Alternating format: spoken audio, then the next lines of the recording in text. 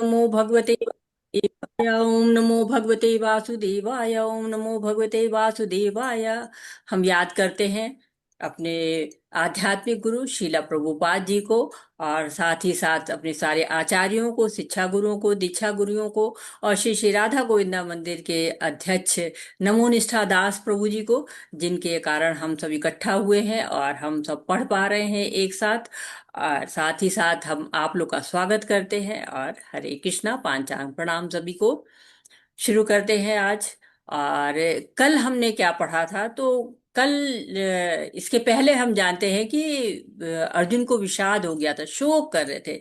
जब हम रोते हैं तो क्या होता है, हमारा हम अपने लिए रोते हैं, अपने दुख हमारे होते हैं। लेकिन अर्जुन के दुख जो है वो पूरे सबके दुख हो रहे हैं, क्योंकि वो योग हो गया। सबके लिए दुख हो रहा है तो योग हो गया, करुणा आ रही है उनको। और करुणा आ रही है तो भगवान कह रहे हैं कि आत्मा तो कभी नष्ट ही नहीं होती है, तो तुम्हें इसके लिए दुख क्यों करना है, शरीर के लिए कोई शोक नहीं करना है। और जो आत्मा है वो तो शाश्वत है, वो तो कभी मरती ही नहीं है। वो कहते कि न जायते म्रियते वा कदाचन, नायम भूत्वा भविता या न भूया, अजो नित्यो शास्तोयम पुराणो न हन्यते हन्य माने शरीरे। तो आत्मा की तो मृत्यु होती ही नहीं है, न जन्म लेता है, शाश्वत है। और शरीर समाप्त हो जाता है लेकिन आत्मा समाप्त नहीं होती है। तो आत्मा क्या करती है, वंशांशी जीर्णानि यथा विहाय नवानि गृह्णाति नरो पराणि, तथा शरीराणि विहाय जीर्णानि अन्यानि संयाति नवानि देहि। पुराने वस्त्रों को त्यागती है और नए वस्त्र पहनती। पुराने वस्त्र यानी कि शरीर जो है उसका वस्त्र होता है, उसको त्याग देती है और नए वस्त्र को धारण कर लेती है। फिर हमने आत्मा के लक्षण गुण पढ़े थे कि नैनम छिदन्ति शस्त्राणि, नैनम दहति पावक, न चैनम क्लेद्यंतापो, न शोषति मारुत। तो न उसको जलाया जा सकता है, न भिगोया जा सकता है, न सुखाया जा सकता है, न खंड खंड किया जा सकता है।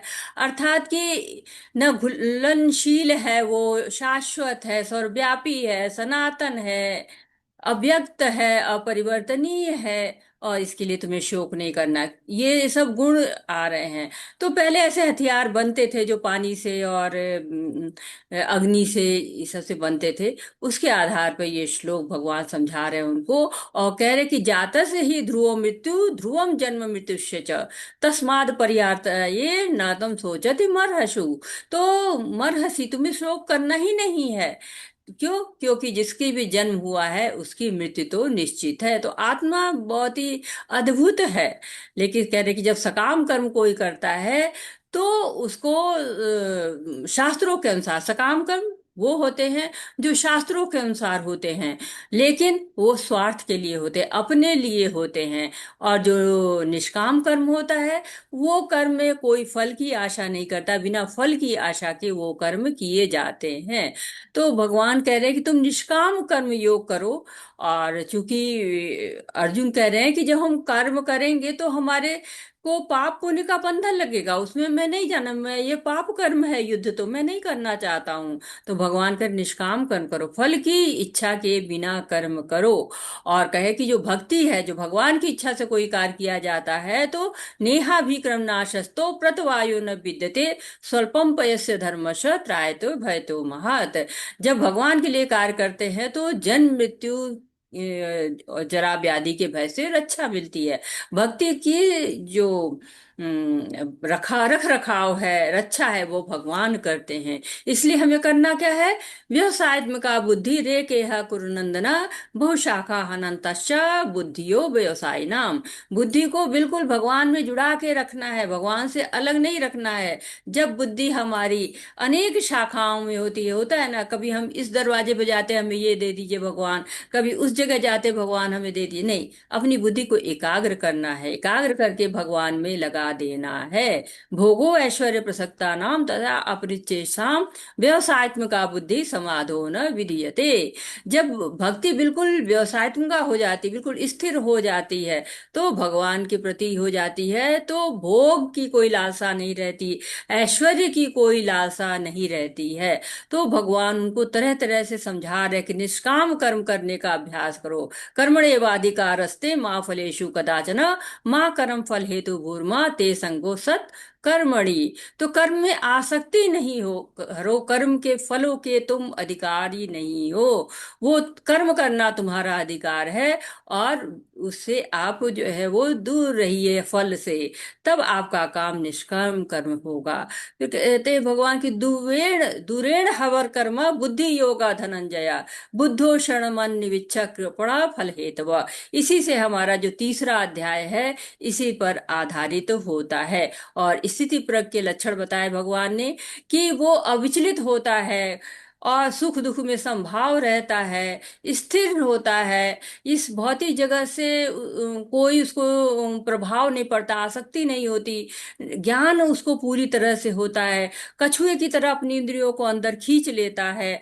और फिर पतन के कारण भी भगवान ने बताए कि हाँ तुम ऊपर तो उठो, लेकिन पतन भी जान लो कैसे होता है। तो पतन होता है जब इंद्रिय विषयों का चिंतन करते हैं, फिर उससे आसक्ति हो जाती है, और आसक्ति होने से कामनाएं बढ़ती हैं, कामनाओं से क्रोध आता है, क्रोध से मोह बढ़ता है, मोह से स्मरण शक्ति समाप्त हो जाती है, और बुद्धि नष्ट हो जाती है, और पतन हो जाता है। तो ये 8 स्तर हमने जाने थे, जिसके आधार पर पतन हो जाता है किसी भी व्यक्ति का, किसी भी भक्त का। और इसलिए इनसे, कामनाओं से दूर रहना है, क्रोध से दूर रहना है। सबसे पहले तो विषयों की आसक्ति से ही दूर हो जाएंगे, तो ये इन स्तरों पर आगे नहीं बढ़ पाएंगे। अगर हम आगे बढ़ भी गए तो जहां पर रुक जाएंगे ना, वहीं से हमारी जो है वो पतन की प्रगति रुक जाएगी, पतन होना बंद हो जाएगा। तो शुरू करते हैं आज का श्लोक। राग द्वेष विमुक्तस्तु विषयानिन्द्रियैश्चरन् आत्मवश्ये विधे आत्मा प्रसादम अधिगच्छति। किंतु समस्त राग तथा द्वेष से मुक्त एवं अपनी इंद्रियों को संयम द्वारा वश में करने से समर्थ व्यक्ति भगवान की पूर्ण कृपा प्राप्त कर सकता है। तो ये राग और द्वेष हैं, ये बहुत ही ज्यादा व्यक्ति को उलझाते हैं इस दुनिया में।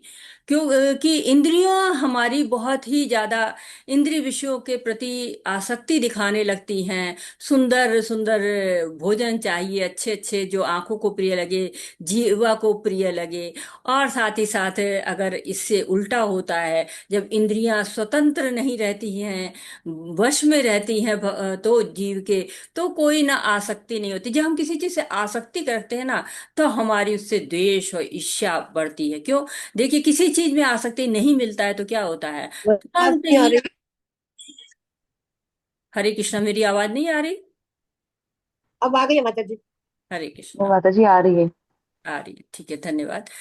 तो जब हम किसी चीज में आसक्त हो जाते हैं ना, तभी हमारा राग और द्वेष, ईर्ष्या होती है। जो षष्ट रिपु है ना, काम क्रोध मद लोभ मत्सर, ये सब क्या होते हैं? ये षष्ट रिपु कहलाते हैं, 6 दुश्मन हैं हमारे।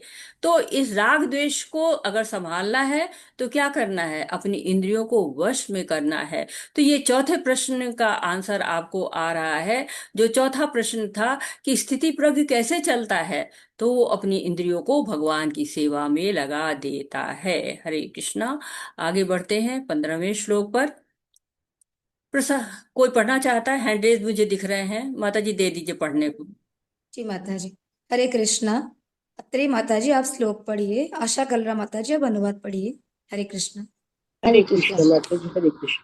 प्रसादे सर्वदुःखानां हानिरस्योपजायते प्रसन्ना चेतसो ह्याशो बुद्धि पर्यवतिष्ठते। हरे कृष्ण। हरे कृष्ण। इस प्रकार से कृष्ण भावना वृत्त में तुष्ट व्यक्ति के लिए संसार के तीनों ताप नष्ट हो जाते हैं, और ऐसी तुष्ट चेतना होने पर उसकी बुद्धि शीघ्र ही स्थिर हो जाती है।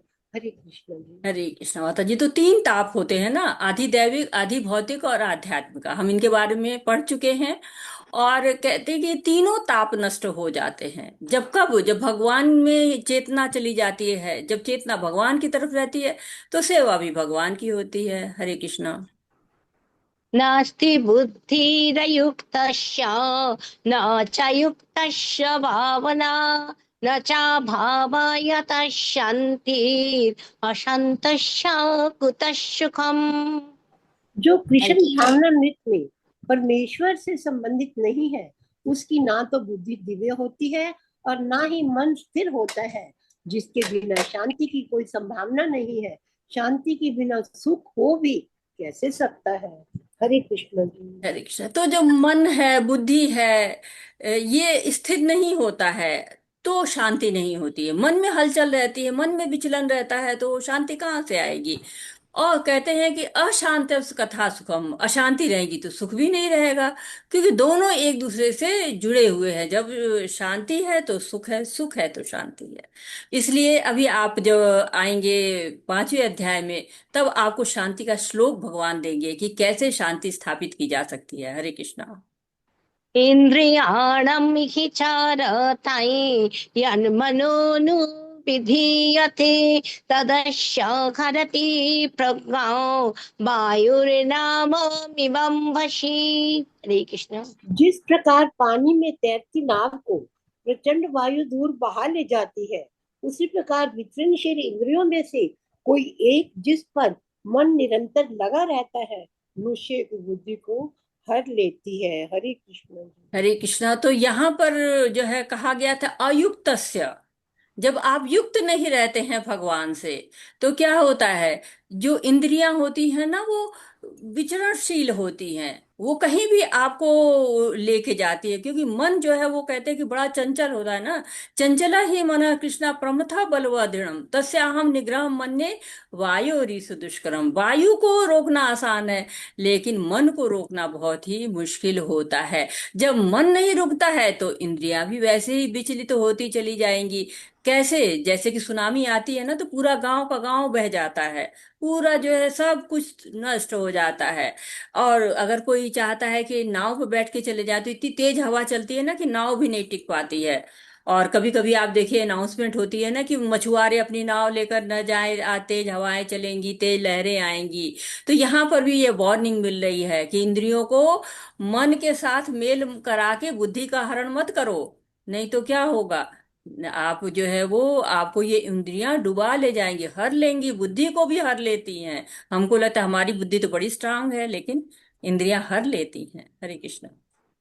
तस्माद् यस्य महाबाहो निगृहीतानि सर्वशः इन्द्रियाणीन्द्रियार्थेभ्यः तस्य प्रज्ञा प्रतिष्ठिता। हरे कृष्ण। अतः हे माँ बाहु, जिस पुरुष की इंद्रियां अपने अपने विषयों से सब प्रकार से विरत होकर उसके वश में है, उसी की बुद्धि निसंदेह स्थिर है।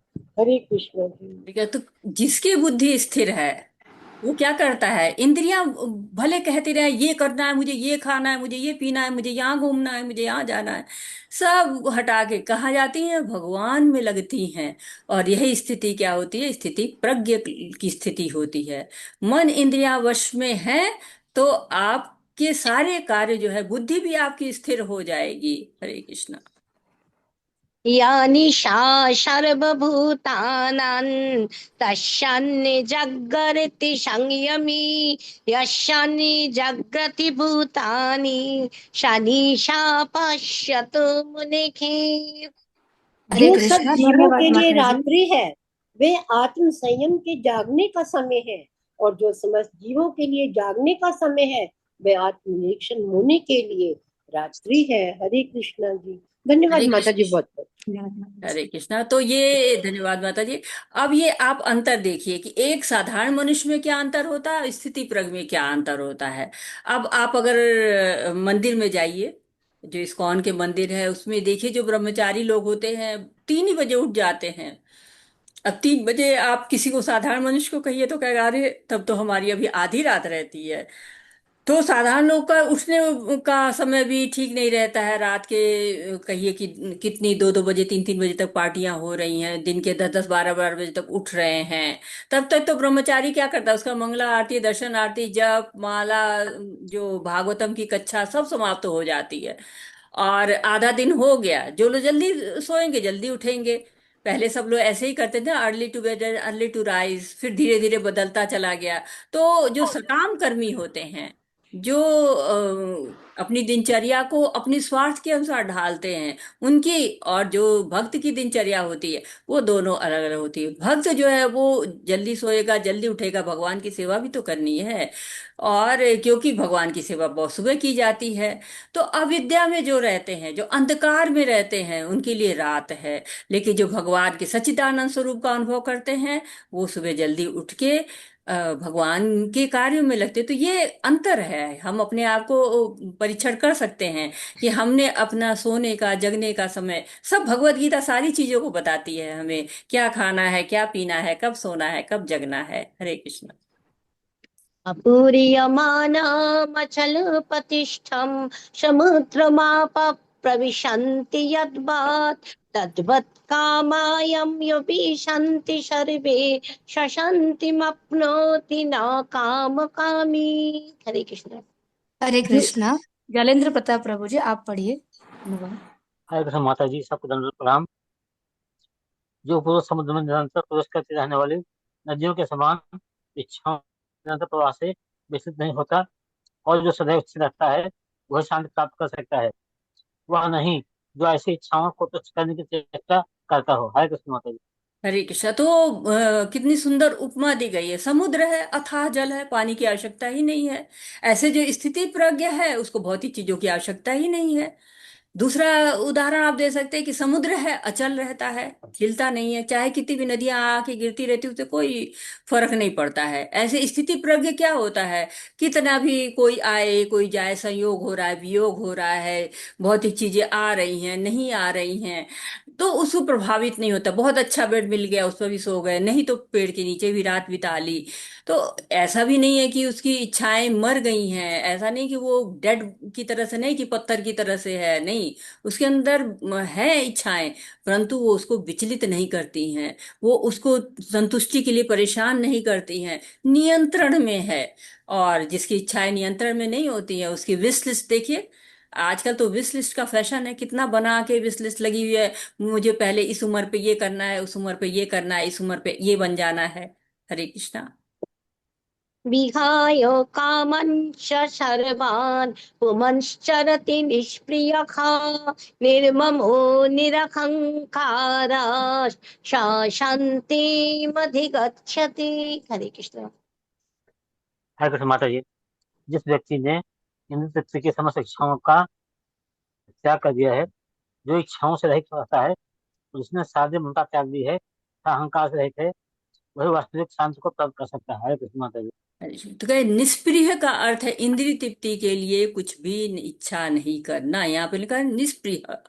भौतिक इच्छाएं नहीं रहना चाहिए। कैसी इच्छा रहनी चाहिए? कृष्ण भावना भावित इच्छाएं रहनी चाहिए। इच्छा का शून्य नहीं होना है, भगवान के लिए इच्छाएं रहनी चाहिए। तो अर्जुन का प्रश्न था ना, उसका उत्तर दिया भगवान ने। और उस उत्तर देने के बाद अब देखिए, भगवान धीरे धीरे हमको क्या दे रहे हैं, बुलेट पॉइंट्स दे रहे हैं। कि जैसे होता है बुलेट, जो होता है जहाँ पे हम शूटिंग करते हैं, तो एक गोल गोल सा रहता है, उसके बीच में एकदम ब्लैक सा जो रहता है, वहां पर अगर आप भेजते हैं तो सबसे ज्यादा आपको नंबर मिलते हैं। तो यहाँ पर भी ये है कि सबसे ज्यादा जो है बुलेट पॉइंट क्या है, वो जो निरंकार है, अहंकार के रहित है, निर्ममो, सारी जो है उसने ममता को त्याग कर दिया हुआ है। और निर्ममो निरहंकार, जो है अहंकार से रहित हो चुका है, निष्प्रिय, इच्छा रहित हो गया है, विहाय कामाने सर्वान, इंद्रिय तृप्ति की इच्छा समाप्त हो गई, त्याग कर दिया, सबसे रहित तो हो गया है, शांति उसको मिल जाती है। ममता, ममता का अर्थ यहाँ पर ये नहीं है कि प्रेम ही नहीं होना है, आसक्ति नहीं होनी। प्रेम तो रहेगा, लेकिन आसक्ति नहीं। जो भगवान है के अंश है, जीव है, उनसे तो वो प्यार करता ही करता है, कहे वास्तविक शांति की प्राप्ति कर सकता है वो। हरे कृष्णा।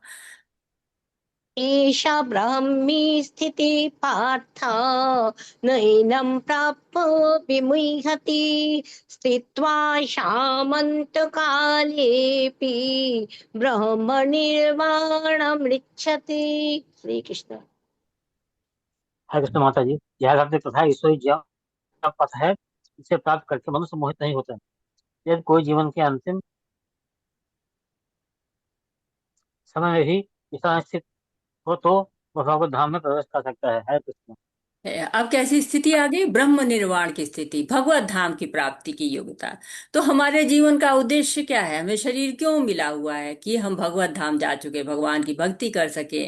तो जब ये स्थिति कैसे आएगी? जब हम अहंकार को, ममता को, राग द्वेष, कामनाएं, भौतिक इच्छाएं, ऐश्वर्य, भौतिकवादी जीवन शैली, ये सब जब समाप्त कर देंगे तब आएगी स्थिति। तो हमको प्रयास करना है।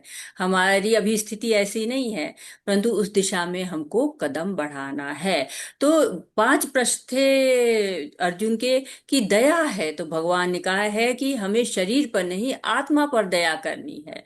दूसरा प्रश्न था कि कोई आनंद नहीं है, तो भगवान ने कहा अगर जीत जाओगे तो स्वर्ग, तो राज्य का सुख भोगोगे, और अगर हार जाओगे, मृत्यु को प्राप्त होगे, तो स्वर्ग का सुख भोगोगे। फिर अर्जुन ने कहा कि पाप लगेगा, तो भगवान ने कहा कि भगवान की इच्छाएं जब करता है, जब कोई भक्ति का कार्य करता है, तो उसमें पाप नहीं लगता। क्यों? क्योंकि सारा फल वो भगवान को समर्पित कर देता है। जैसे कि हम भोग लगाते हैं, तो भोग लगाते हैं तो भगवान की दृष्टि पड़ते तो क्या होता है?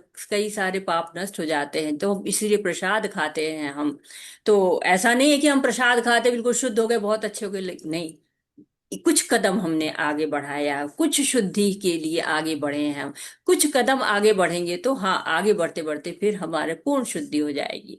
पारिवारिक परंपराएं नष्ट हो जाएंगी, तो भगवान ने कहा कि तुम प्रेरणा बनो, तुम ईश्वर का काम करोगे तो तुम कहते हैं कि जैसे कि जड़ में पानी डालो तो सब कुछ फलित हो जाता है, वैसे जब भगवान के लिए कार्य करोगे तो तुम्हारा सब कार्य शुद्ध और अच्छा होगा। और भगवान सारी व्यवस्था करते हैं। तो पांचवा था कि असमंजस की स्थिति है, तो कहे भगवान की सेवा करोगे, गुरु की सेवा के से करोगे, गुरु साधु और शास्त्र की मदद लोगे, तो तुम्हें किसी प्रकार का कोई भी असमंजस नहीं रह जाएगा। तो इस तरह से हमारा जो भगवत गीता के द्वितीय अध्याय, गीता का सार का भक्ति वेदांत तात्पर्य पूर्ण होता है। हरे कृष्णा कृष्ण कृष्ण हरे हरे, हरे रामा हरे रामा, राम रामा हरे हरे। तो हम तीसरा अध्याय जो है शुरू करते हैं। कौन पढ़ रहा है? हरे कृष्णा। हरे कृष्णा। ज्ञानेश प्रभु जी आप श्लोक पढ़िए, रूमा माता जी आप अनुवाद पढ़िए। हरे कृष्णा। हरे कृष्ण माता जी। अथ श्री परमात्मने नमः। तृतीय अध्यायः। अर्जुन उवाच ज्यायस ज्यायसि चेत् कर्मणस्ते मता बुद्धिर्जनार्दन तत्किं कर्मणि घोरे मां नियोजयसि केशव। हरे कृष्ण। हरे कृष्णा। अर्जुन ने कहा, हे जनार्दन, हे केशव, यदि आप बुद्धि को सकाम कर्म से श्रेष्ठ समझते हैं तो फिर आप मुझे इस घोर युद्ध में क्यों लगाना चाहते हैं? हरे कृष्ण। हरे कृष्णा। तो अब जो तीसरा अध्याय, उसमें हम क्या क्या पढ़ेंगे? तो पहला और दूसरा जो श्लोक है वो अर्जुन के भ्रम को कि त्याग करें या अथवा कार्य करें, इसके विषय में है। फिर तीसरे से 16वें जो श्लोक हैं उसमें बताया गया कि त्याग का मार्ग अत्यंत कठिन होता है। और 17 से 35 तक के श्लोक बताते हैं कि कर्म योग करिए, निष्काम कर्म करिए। और उसके बाद 36 से 43 तक के श्लोक बताते हैं कि कामनाएं जो होती हैं, काम एक शत्रु है जिसको जीतना बहुत मुश्किल होता है। अतः हमको आध्यात्मिक बुद्धि से कर्म करना चाहिए, और उसके द्वारा हम उस काम पर विजय प्राप्त कर सकते हैं। तो भगवान की भक्ति श्रेष्ठ मार्ग है, लेकिन अब ये कर्म योग पर आया हो कि कर्म करना है। तो जनरली हम साधारण बोलचाल की भाषा में कहते हैं कर्म ही पूजा है, वर्क इज वर्शिप। या काम कर्म नहीं करोगे तो खाओगे क्या? या कर्म तो करना ही पड़ेगा, जब तक जीवन है कर्म से छुट्टी नहीं है, काम तो करना ही पड़ेगा। तो क्या कर्म ही पूजा है? तो क्या सारे कर्म पूजा है? या कौन सा कर्म ऐसा होता है जो पूजा बन जाता है भगवान की? कर्म में और कर्म योग में क्या अंतर है? तो जब हम अपने कर्म को भगवान से जोड़ देते हैं तो वो योग हो जाता है। भक्ति योग चरम लक्ष्य है, सीढ़ी की तरह से है, सबसे ऊपर भक्ति योग होता है। तो एक सीढ़ी है जिसको हमें धीरे धीरे जो है वो पार करनी है, और पार करके हमें भगवान तक पहुंच पाना है। तो एक तरह से हम अभी तक पढ़ चुके हैं कि हमें कर्म करना है, कर्म कांड से आरंभ करके और कर्म योग तक हमें पहुंच पाना है। तो ये कैसे हम पहुंचेंगे? इसके अभी तक जो हमने पढ़ा हुआ है, इसमें हमने 4 स्तर पढ़े हुए हैं। पहला तो विकर्म है, जो अर्जुन का है कि अर्जुन कह रहे कि युद्ध करूंगा मैं, तो वो मैं पांच जो है वो 5 कारण बताते हैं। लेकिन भगवान कहते हैं कि यदि नहीं लड़ोगे तो वो शास्त्र के विरुद्ध है। क्यों?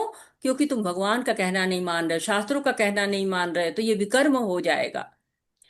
और हमें भौतिक आनंद भी नहीं मिलेगा, आध्यात्मिक आनंद भी नहीं मिलेगा, क्योंकि शास्त्र के अनुसार कार्य नहीं है। जब हम साधारण जीवन में होते हैं और विकर्म चोरी करेंगे तो क्या होगा? दंड भुगतना पड़ेगा। वैसे ही विकर्म कोई भी जो है वो बंधन ही देता है, चाहे भौतिक जगत का हो चाहे आध्यात्मिक। तो कर्म कांड करेंगे। कर्म कांड मतलब कि लड़ना, युद्ध को लड़ना। तो युद्ध को लड़ने में क्या है? स्वर्ग का राज्य मिलेगा या फिर यहाँ का भौतिक राज्य मिलेगा। तो ये दोनों भौतिक कर्म है, इससे आप आध्यात्मिक स्तर पर नहीं पहुंच सकते हैं। फिर ज्ञान योग की वो बातें हुई, ये हम दूसरे अध्याय के आधार पर लैडर बता रहे हैं। तो फिर ज्ञान योग करना, तो ज्ञान योग में बताया गया कि आत्मा अजर अमर है। तो इस ज्ञान के अनुसार जो कार्य करेंगे तो फिर हम कुछ भक्ति में आगे बढ़ पाएंगे। और जब निष्काम कर्म योग करेंगे तो कर्म फल से आसक्ति नहीं रखेंगे, युद्ध करेंगे लेकिन युद्ध का कोई बंधन नहीं लेगा, क्योंकि भगवान की इच्छा से युद्ध करेंगे। तो इस तरह से 4 लेवल हैं। हम कहेंगे हम युद्ध कहाँ करते हैं? तो हम जहाँ भी रहते हैं, हम गृहस्थ में हैं, नौकरी कर रहे हैं, दुकान है, मकान, जो भी कार्य कर रहे हैं, वो क्या है? हमारा वो कर्म है। और उस कर्म फल से हम जो आसक्ति रहते, वो हमारा युद्ध क्षेत्र है ना। जो हम यहाँ पे कर्म करें, वो सारा हमारा युद्ध क्षेत्र है। और उस युद्ध क्षेत्र से हमको क्या मिलने वाला है, ये हमने जाना है। और आगे हम जानेंगे एक तरह से कि कर्म को कैसे कर्म योग तक पहुंचाए, उस लैडर के बारे में हम जानेंगे। और पढ़ते हैं हम आगे, और धीरे धीरे हम कैसे कर्म कांड से लेके और भगवान तक पहुंचेंगे, ये चीज हम समझ पाएंगे। तो बता रहे कि जब बुद्धि को सकाम कर्म से समझते हैं, बुद्धि मतलब बुद्धि योग को जो है वो समझ रहे हैं, भक्ति को समझ रहे हैं कि वही श्रेष्ठ है। तो ये युद्ध में जो कर्म है, इसमें आप हमें क्यों लगा रहे हैं? ये तो सकाम कर्म है ना। ऐसा अर्जुन सोच रहे हैं। हरे कृष्णा। हरे कृष्ण। व्यामिश्रेणेव वाक्येन बुद्धि मोह यसीव मे तदेकं वद निश्चत्य येन श्रेयो हमाप्नुयाम। हरे कृष्ण। हरे कृष्णा। आपके व्यामिश्रित उपदेशों से मेरी बुद्धि मोहित हो गई है, अतः कृपा करके निश्चय पूर्वक मुझे बताए कि इनमें से मेरे लिए सर्वाधिक श्रेष्ठ कर क्या होगा। हरे कृष्णा। तो ये अध्याय अर्जुन के संशय से शुरू हुआ है कि क्या करूं मैं, त्याग करूं, ये सारे कर्मों को त्याग दूं या निष्काम कर्म करूं। तो अर्जुन का प्रश्न है कि कार्य करना चाहिए अथवा उसका त्याग कर देना चाहिए। मुझे क्या करना चाहिए? युद्ध छोड़ देना चाहिए या युद्ध के फल को छोड़कर युद्ध करना चाहिए? तो भगवान को बड़े प्यारे प्यारे शब्दों से बुलाते रहते हैं अर्जुन। कभी जनार्दन कहते हैं, कभी केशव कहते हैं, तरह तरह के शब्दों से उनको बुलाते हैं। तो कह रहे आप क्या कर रहे हैं? व्यामिश्रित उपदेश दे रहे हैं, मिला जुला मिक्स बुद्धि दे रहे हैं, तो मुझे तो समझ में नहीं आ रहा है। तो आप मुझे बताइए कि मेरे लिए सर्वाधिक श्रेष्ठ अच्छा क्या है? मैं क्या करूं जो जो मेरा श्रेय बढ़े, ना कि मेरा अपयश बढ़े। हरे कृष्णा। हरे कृष्ण। श्री भगवान उवाच लोकेस्मिन् द्विविधा निष्ठा पुरा प्रोक्ता मया नघ ज्ञान योगेन सांख्यानाम कर्म योगेन योगिनाम। हरे कृष्ण। हरे कृष्णा। श्री भगवान ने कहा, हे निष्पाप अर्जुन, मैं पहले से ही बता चुका हूँ कि आत्म साक्षात्कार का प्रयत्न करने वाले को 2 प्रकार के पुरुष होते हैं। कुछ इस ज्ञान योग द्वारा समझने का प्रयत्न करते हैं, तो कुछ भक्ति में सेवा के द्वारा। हरे कृष्णा। हरे कृष्णा। तो 2 तरह के जो है मार्ग बताए गए। एक ज्ञान योग का। ज्ञान योग क्या है? आत्मा और शरीर का ज्ञान। इसको भगवान कपिल ने जो है वो अपनी माता देवहूति को दिया था। सांख्य योग कहलाता है ये। और इसमें आत्मा और शरीर का विश्लेषण होता है कि इस ज्ञान के माध्यम से भगवान के लिए कार्य करना आरंभ कर देता है जीव। और दूसरा है कृष्ण की संतुष्टि के लिए कर्म करना, कि ऐसा कर्म जब करते हैं, भगवान के लिए कर्म करते हैं, तो पूरी तरह से भगवान पर आश्रित हो जाते हैं। तो यहाँ पर अनग कह रहे हैं, अनग का मतलब निष्पाप, कह रहे हैं अर्जुन तुम निष्पाप हो। तो दो मार्ग हैं, ज्ञानी भी भगवान को प्राप्त करते हैं और भक्त भी भगवान को प्राप्त करते हैं। लेकिन दोनों में क्या अंतर है, धीरे धीरे भगवान हमको समझाएंगे। हरे कृष्णा। हरे कृष्ण। न कर्मणाम अनारंभात् नैष्कर्म्यम पुरुषः श्रुते न च संन्यसनात् एव सिद्धिम समधिगच्छति। हरे कृष्ण। हरे कृष्णा। ना तो कर्म से विमुख होकर कोई कर्म फल से छुटकारा पा सकता है और न केवल संन्यास से सिद्धि प्राप्त की जा सकती है। हरे कृष्ण। हरे कृष्णा। तो अर्जुन सोच रहे हैं कि भक्ति करना है तो आराम से हाथ जोड़ के बैठ जाइए, युद्ध करना है तो युद्ध करना पड़ेगा। तो क्या करूं मैं, कर्म संन्यास ले लूं, अर्थात मैं सारे काम छोड़ के भक्ति करूं, या फिर जो है वो मैं युद्ध करूं। तो वो एक तरह से थोड़े से भ्रम में है। तो संन्यास कैसे लेंगे बिना शुद्धि हुए, पहले तो शुद्धि लेनी पड़ेगी ना। बिना शुद्ध हुए तो सन्यासी बन नहीं सकते हैं। तो भगवान के लिए कार्य करो, भगवान के लिए कार्य करोगे तो धीरे धीरे शुद्ध होते जाओगे, शुद्ध होते जाओगे तो भक्ति में दृढ़ता हो जाएगी। एक तरह से आप इसको अंतर इस तरह से सन्यासी में और भक्त में ऐसे अंतर समझ सकते हैं कि सन्यासी क्या होता है, पहले पूरा शुद्ध होता है, फिर भगवान को जो है सेवा करता है। सेवा नहीं करता, भगवान का ध्यान करता है वो। और जो भक्त होता है वो शुद्ध सेवा करते करते भगवान का नाम लेते लेते शुद्ध हो जाता है। जैसे पहले आप दवा रख दीजिए, नहीं जब हम ठीक हो जाएंगे तब दवा खाएंगे, और एक है हम दवा खाते खाते धीरे धीरे ठीक होते चले जाएंगे। हरे कृष्णा। हरे कृष्ण। न हि कश्चित् क्षणमपि जातु तिष्ठत्य कर्मकृत् कार्यते यावशः कर्म सर्वः प्रकृति जैर्गुणैः। हरे कृष्ण। हरे हरे कृष्णा। कृष्णा। धन्यवाद, धन्यवाद माता जी, रुमा माता जी। धन्यवाद सुबह माता जी। पिकले माता जी, सुबह पिकले माता जी, आप अनुवाद पढ़िए। माता जी थोड़ा हाँ, माइक हरे के पास कृष्णा। पढ़िएगा। हरे जी, कृष्ण माता जी। वो अभी आया आवाज? आ रही हो। अभी आया आवाज? हाँ। हरे कृष्णा। प्रत्येक व्यक्ति को प्रकृति से अर्जित गुणों के अनुसार विवश होकर कर्म करना पड़ता है। अतः कोई भी एक क्षण भर के लिए भी बिना कर्म के लिए नहीं रह सकता। हरे कृष्ण माता जी। अरे तो कर्म करना ही पड़ेगा, हम बिना कर्म के नहीं रह सकते हैं। कर्म हम न भी करें तो भी क्या होगा, हमारे अंदर तो कार्य सारा चलता ही रहता है ना। हम सांस लेते ही रहेंगे, खून दौड़ता ही रहेगा, हृदय चलता ही रहेगा, मन चलता ही रहेगा, चिंतन चलता ही रहेगा।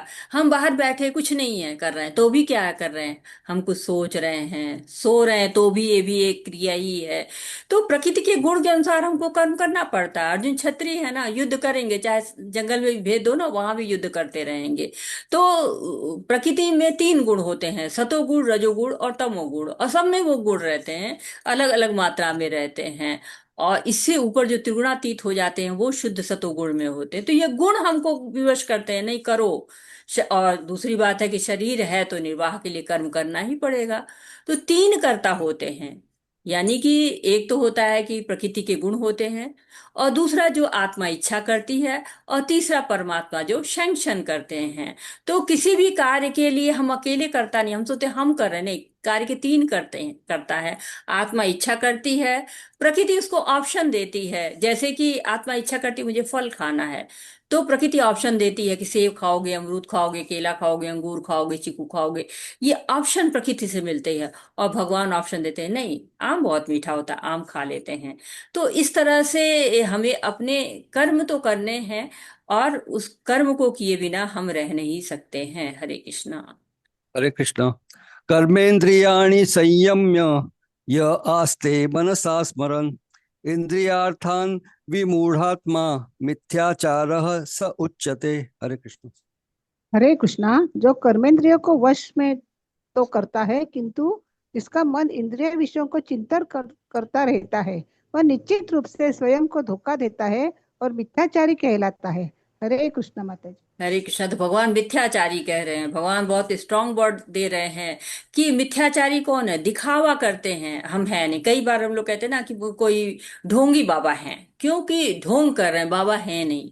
तो इसी तरह धर्माचरण का दिखावा कर रहा है, परंतु इंद्रियों को वश में किया है, बड़ा नियंत्रित किया हुआ है। हिमालय पर चले गए हैं, लेकिन मन में क्या रहा है, अरे कहीं दुकान मिलती तो जलेबी खा लेते, तो क्या होता है, मिथ्याचारी है।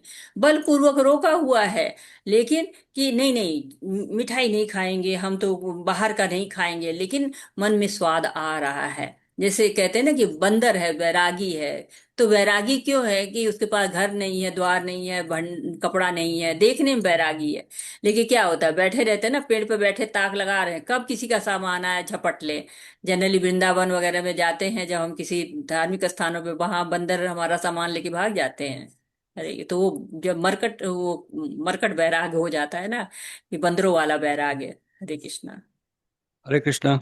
यस्त्विन्द्रियाणि मनसा नियम्यारभतेऽर्जुन कर्मेन्द्रियैः कर्मयोगम् असक्तः स विशिष्यते। हरे कृष्णा। जो ऊपर करो थोड़ा। हाँ, दूसरी ओर यदि कोई निष्ठावान व्यक्ति अपने मन के द्वारा कर्मेंद्रियों को वश में करने का प्रयत्न करता है और बिना किसी आसक्ति के कर्मयोग कृष्ण भावनावृत में प्रारंभ करता है, वह अति उत्कृष्ट है। हरे कृष्णा। हरे तो कृष्ण माता जी। हरे कृष्णा। तो एक तरह से हमने दो वैराग्य पढ़े थे, एक युक्त वैराग्य है, एक फल्गु वैराग्य। तो फल्गु वैराग्य मतलब ऊपर ऊपर वैराग्य है, अंदर से मन कर रहा है। और युक्त वैराग्य है जो सब कुछ भगवान को लगा दिया। अब देखिए, जब हम भगवान को प्रसादम लगाते हैं तो क्या होता है कि हम बनाते वही जो हमारा मन करता नहीं। आज मीठा खाने का मन कर रहा है, हलवा बना लो, खीर बना लो, भगवान को चढ़ा देंगे। ये कुछ प्रयास कर रहे हैं, थोड़ा प्रयास कर रहे हैं हम। लेकिन धीरे धीरे जब हमारी तप पूरा होने लगता है तो हाँ नहीं, भगवान बाजार में कोई फल दिखा, नहीं भगवान को चढ़ाते हैं। अब ये नहीं कि एकादशी का व्रत कर दिया और याद आ रहा है, नहीं नहीं आज क्या खाएंगे, तो ठीक है आज इसका हलवा बना लो, इसकी पकौड़ी बना लो, इसका जो है चावल बना लो, इसकी पूड़ी बना लो। तो ये क्या होता है, ये इंद्रियों में वश नहीं है, मिथ्याचारी है। देखने में व्रत किया कि हम एकादशी का व्रत है, और मन में है कि क्या खाएंगे। हरे कृष्णा। हरे कृष्णा। नियतं कुरु कर्म त्वं कर्म ज्यायो ह्य कर्मणः शरीर यात्रा पीचते न प्रसिद्धयेत् अकर्मणः। हरे कृष्ण। हरे कृष्णा। अपना नियत कर्म करो, क्योंकि कर्म न करने की अपेक्षा कर्म करना श्रेष्ठ है। कर्म के बिना तो शरीर निर्वाह भी नहीं हो सकता। हरे कृष्ण माता जी। हरे कृष्णा। कहते हैं ना कि ईशोपनिषद है, उसमें कहा जाता है, कुर्वेन कर्माणि जिजी विच्छेषतः समा एवं तो नान्यन चिंतेति न कर्म लिप्यते नरी, लिप्यते नरे। तो जीव के लिए कुछ निर्धारित है कि इतना वो भोग कर सकता है, भगवान ने कोटा निर्धारित किया है। तो जितना निर्धारित किया उतना अगर हम भोग कर लेते हैं, तो हम 100 साल तक भी जीवित रहें तो कर्म बंधन में नहीं फंसेंगे।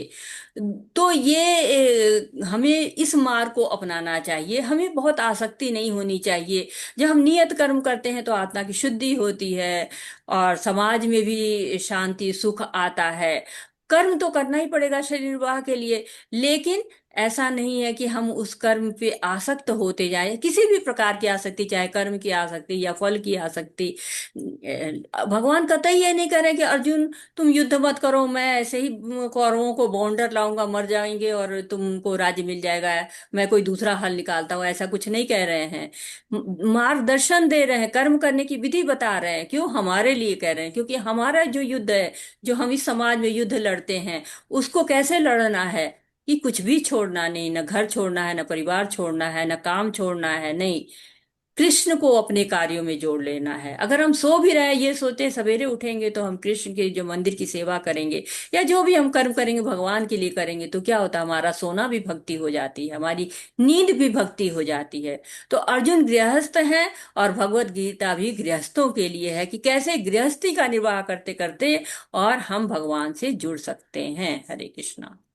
हरे हरे कृष्णा। कृष्णा। धन्यवाद प्रभु जी, धन्यवाद हरे ज्ञानेश प्रभु जी, हरे शुभा कृष्णा पिंकी माता। माता जी।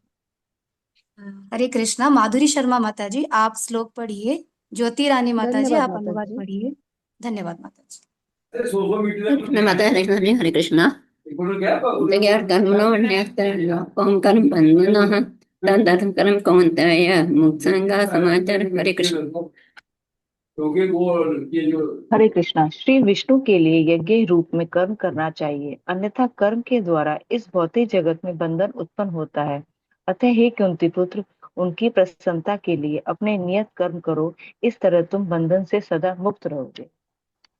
तो भगवान ने बता दिया कि विष्णु के लिए कर्म करना चाहिए। यज्ञ का अर्थ ही भगवान विष्णु है। यज्ञ के रूप में भी भगवान जो है वो विष्णु आए थे, यज्ञ नाम से भी। तो ये एक तरह से बंधन मुक्त करने वाला श्लोक है कि कर्म ऐसे करो कि भगवान के लिए हो। धर्म अर्थ काम और मोक्ष, ये चार पुरुषार्थ होते हैं। तो कहते हैं कि अर्थ ऐसे उपजाएं जो धर्म के अनुसार हो, और कामनाएं ऐसी करें जो मोक्ष की तरफ से ले जाएं। कभी भी मुझे एक याद आ रहा है कि जब भगवान जी पैदा हुए थे, रामचंद्र जी, लक्ष्मण, भरत और शत्रुघ्न, तो राम जी को और शत्रुघ्न जी को एक साथ कर दिया गया था, और भरत जी और लक्ष्मण जी एक साथ हो गए थे। तो कहा गया कि नहीं, ये धर्म अर्थ काम और मोक्ष के जो है वो प्रतीक हैं, धर्म अर्थ काम के प्रतीक हैं लक्ष्मण, भरत और शत्रुघ्न। तो अगर उसको कहते हैं अर्थ को और कामनाओं को एक साथ रहेंगे तो गड़बड़ हो जाएगी। कैसे रखना है कि धर्म को साथ में उधर रखना है। भरत धर्म है और जो है वो शत्रुघ्न जी कामनाएं हैं, तो उन दोनों को साथ में रखे।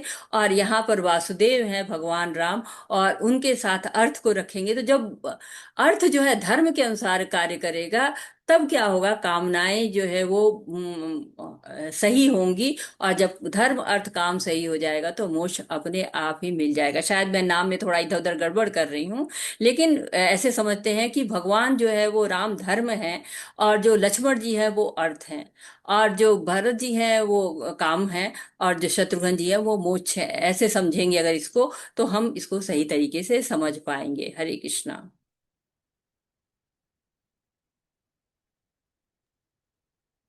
हरे कृष्णा। माधुरी शर्मा माता जी।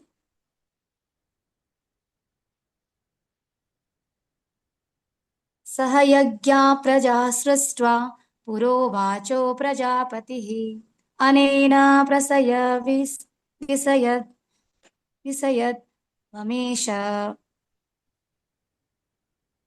अनेन प्रसविष्यद्वमेष भोस्त्विष्टु कामधु। हरे कृष्ण।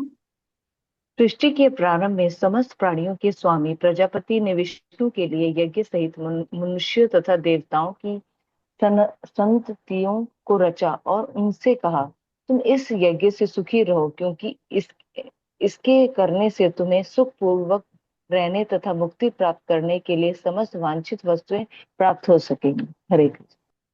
हरे कृष्णा। तो अब आपको 10वें श्लोक से 16वें श्लोक तक बताया जाए कि कर्म कांड से कैसे कर्म योग तक पहुंचेंगे। ये स्टेप आपको बताए जा रहे हैं। तो भगवान विष्णु की संतुष्टि के लिए कार्य करें। जब हम भगवान की संतुष्टि के लिए कोई कार्य करते हैं तो कर्म बंधन नहीं लगता है। तो कलयुग में क्या कहा गया, संकीर्तन यज्ञ करिए, भगवान का नाम लीजिए। कहते हैं ना कि कलयुग में नाम आधार है, जो नाम लेते हैं उसी से हमको मुक्ति मिल जाती है। और आपको कहते हैं कि सतयुग में जब आप जो है वो यज्ञ करते हैं, सतयुग में ध्यान करते हैं, त्रेता युग में यज्ञ करते हैं, द्वापर में अर्च विग्रह की सेवा करते हैं, इतनी सारी सेवाओं का जो फल मिलता है वो केवल आपको मिल जाता है भगवान नाम के संकीर्तन से। कहा गया है, भागवतम में कहा गया है, कृष्ण वर्ण तुषा कृष्णम संगोपास्त्र पार्षदम यज्ञ संकीर्तन प्राये जंती ही सुमेधशः। तो यज्ञ संकीर्तन करना है। प्रकृति में सारी व्यवस्थाएं हैं यज्ञ करने की, और बहुत बड़े बड़े यज्ञ किए गए थे। लेकिन इस समय जो आप कलयुग है, इसमें संकीर्तन यज्ञ को चैतन्य महाप्रभु जी ने घर घर तक पहुंचाया, जिसके माध्यम से लोग अपनी प्रगति कर सके। हरे कृष्णा। हरे कृष्ण। देवान् भावयत अनेन ते देवा भावयन्तु भाः परस्परं भावयन्तः श्रेयः परं वाप्स्यथ। यज्ञों के द्वारा प्रश्न होकर देवता तुम्हें भी प्रश्न करेंगे, और इस तरह मनुष्य तथा देवताओं के मध्य सहयोग से सबों को प्रसन्नता प्राप्त होगी। हरे कृष्ण। हरे कृष्ण। जैसे ऑफिस होता है ना, उसमें डायरेक्टर होते हैं, सीईओ होते हैं, फिर अधिकारी होते हैं, तो सब के माध्यम से वो कंपनी चलती रहती है। वैसे ही ये भगवान ने इस भौतिक सृष्टि को चलाने के लिए देवताओं को नियुक्त किया, एक कड़ी के रूप में है कि कैसे मनुष्य यज्ञ करेगा, देवता प्रसन्न हो जाएंगे।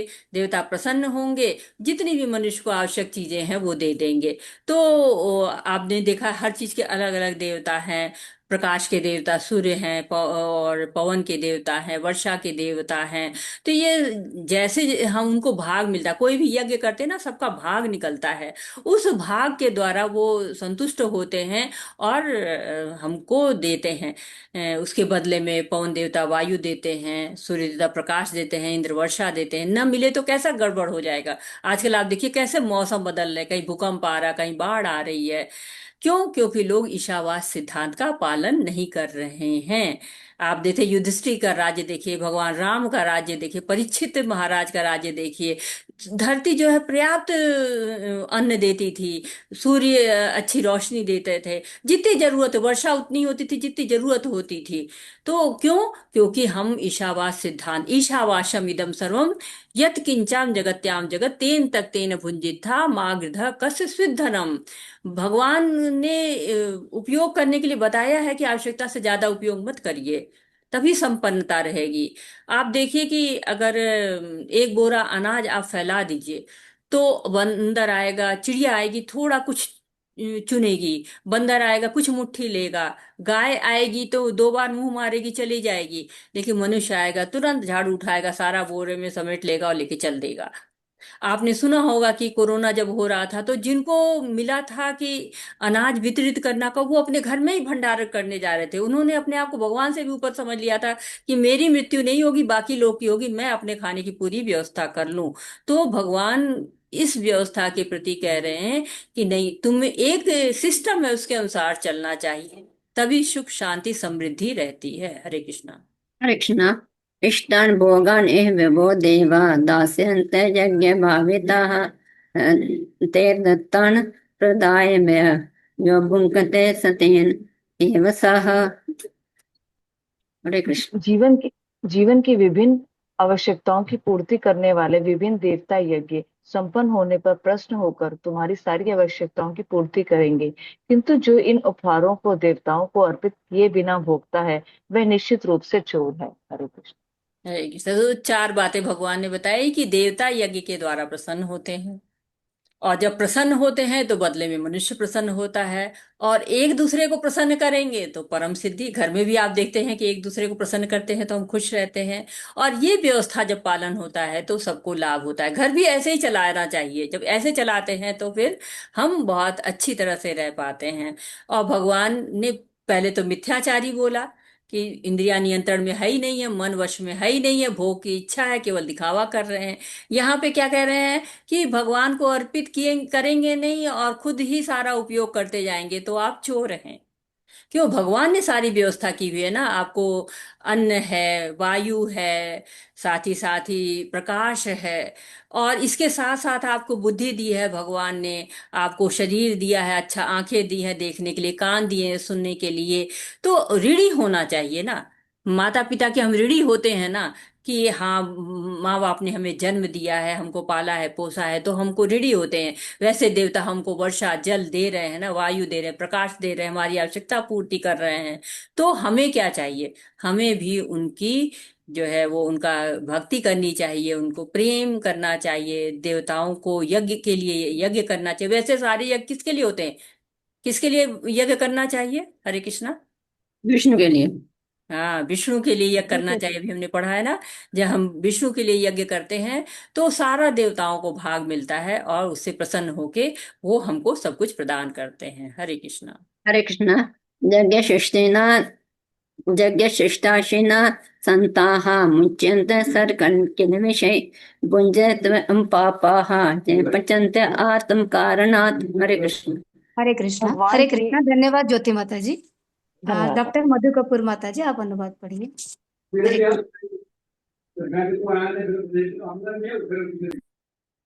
हरे कृष्णा माता जी, दंडवत प्रणाम। भगवान के भक्त सभी प्रकार के पापों से मुक्त हो जाते हैं। क्योंकि वे यज्ञ में अर्पित किए भोजन प्रसाद को ही खाते हैं। अन्य लोग जो अपने इंद्रिय सुख के लिए भोजन बनाते हैं वे निश्चित रूप से पाप खाते हैं। हरे कृष्णा। हरे कृष्णा। तो भगवान ने फिर जो है कठोर शब्द बोले हैं कि बिना अर्पित किया जो खाते हैं भोजन भुंजते ते तो हम पापा। तो भुंजते ते तो हम पापा, अगर पाप खा रहे हैं, अगर आप उसको प्रसाद के तौर पे नहीं खा रहे हैं, हम अन्न खाते हैं, तो उसमें भी वैसे ही कई पाप होता है।